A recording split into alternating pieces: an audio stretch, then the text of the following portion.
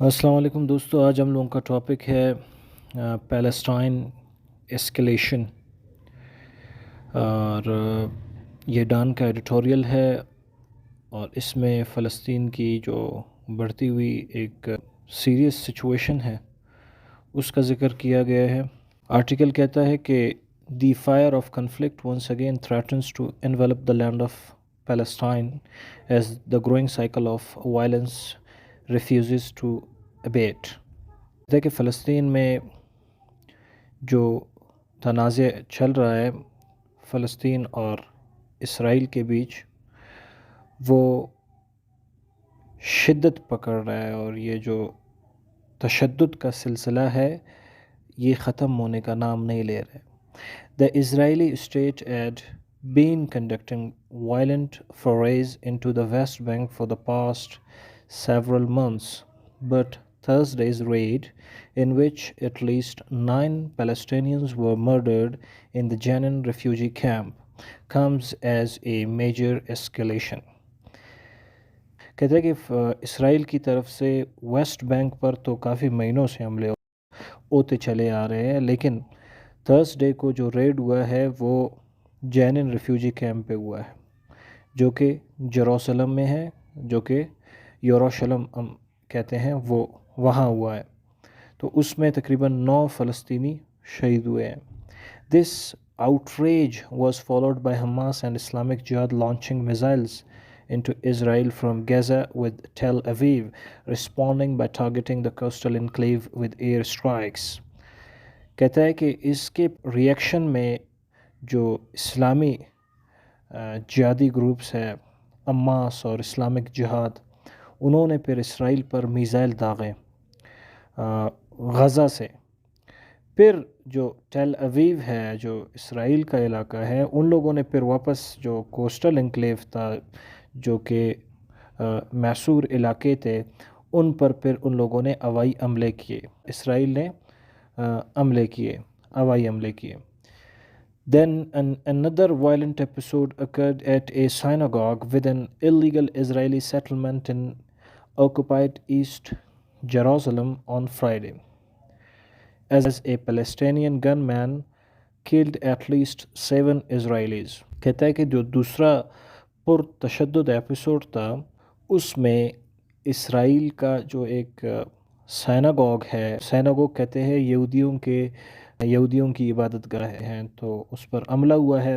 Unless there are attempts to rapidly de-escalate the situation, which are highly unlikely considering the racist anti-Arab nature of the present Israeli, more violent is likely. اگر یہ نہیں ہوتے ہیں، کہتا ہے کہ اس situation میں کمی نہیں ہوتی ہے، تو پھر یہ جو ریسسٹ یا اینٹی عرب جو نیچر ہے اسرائیلی کیبنٹ کا، پرائم منسٹر بینجامن نیتن یاہو کی سربراہی میں، اس میں اس طرح کے جو وائلنس ہے، تشدد ہے، وہ ہوتا رہے گا۔ While earlier Israel had mostly reserved its murderous wrath for the hapless Gaza Strip, the past few months have seen the Jewish state unleash its fury upon the West Bank.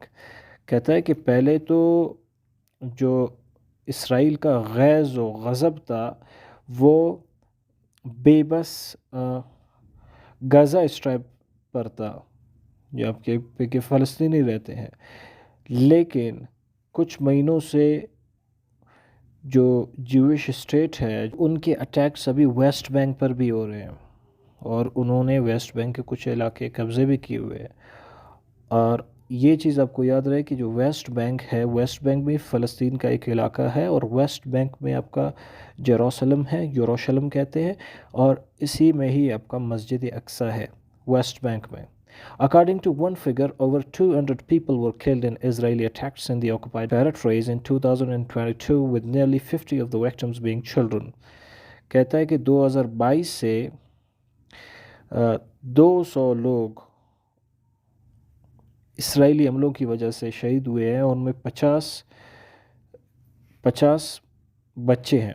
The majority of casualties occurred in the West Bank، اور اکثر جو ہلاکتیں ہیں وہ waste bank میں ہی ہوئے ہیں۔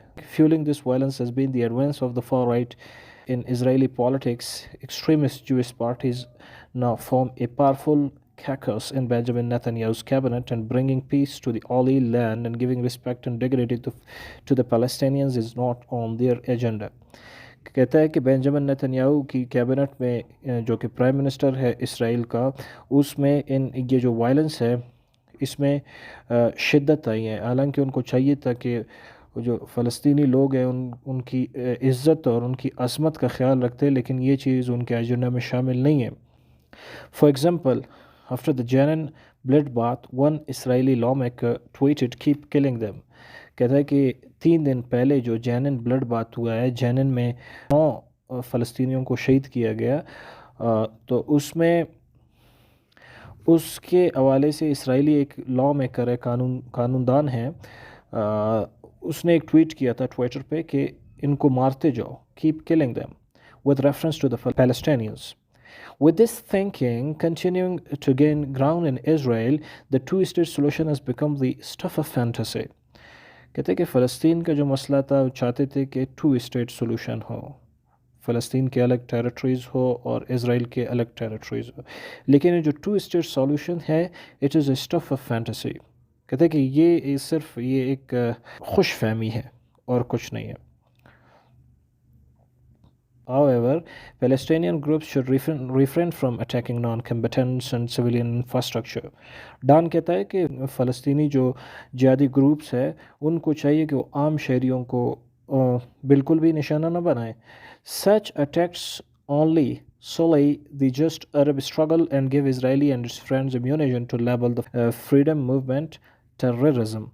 کہتا ہے کہ اگر فلسطینی جہادی گروپس ہے وہ اگر عام شہریوں پر حملہ کریں گے تو اس سے اسرائیلیوں کو ایک موقع ملے گا کہ وہ عرب اسٹرگل کو، جو کہ فریڈم موومنٹ کی اسٹرگل ہے، اس پر دہشت گردی کا ٹھپا لگائے. تو ان کو نہیں چاہیے کہ وہ عام شہریوں پر حملہ کرے. تو آپ لوگوں کو آج کا ایڈیٹوریل کیسا لگا؟ اگر آپ یوٹیوب پہ دیکھ رہے ہیں تو آپ کائنڈلی کامنٹ باکس میں ضرور بتائیں اور میرے چینل کو ضرور سبسکرائب کریں. Thank you so much.